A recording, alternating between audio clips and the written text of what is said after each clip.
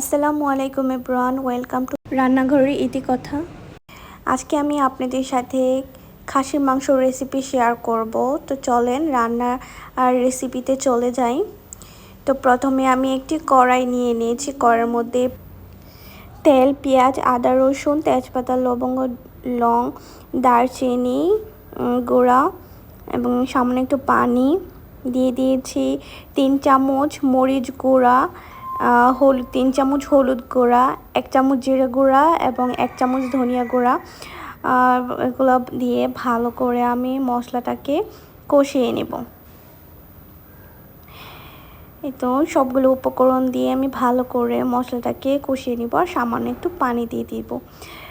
এই তো মশলাটা যখন কষে যাবে তখন আমি দিয়ে দিব সামান্য একটু লবণ। আর লবণটা আপনারা 2 চামচের মতো দিবেন। তারপরে যে মশলাটা যখন কষানো হয়ে যাবে, উপর দিয়ে এরকম তেল ভেসে উঠবে, তখন আমি একটু নেড়ে চেড়ে তারপর দিয়ে দিব খাসির মাংসটা।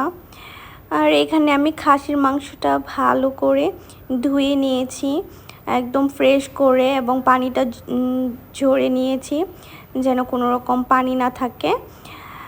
এতে করে মাংসর যে একটা গন্ধ সেটা থাকে না। খাসির মাংসতেই সবাই অনেকেই বলে খাসির মাংসতে গন্ধ থাকে, বাট এভাবে রান্না করলে একটু গন্ধও থাকবে না।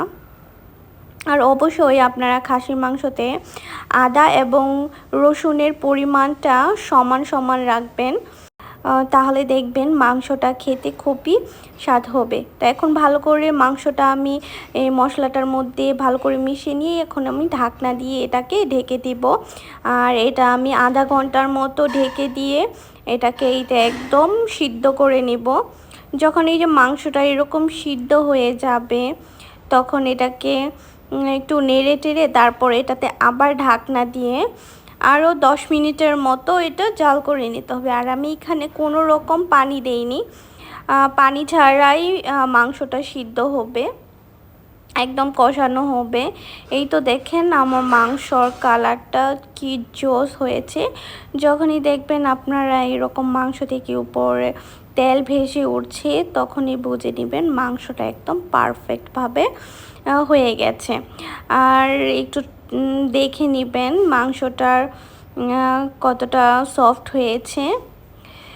এই তো আমার মাংস রান্নাটা শেষ।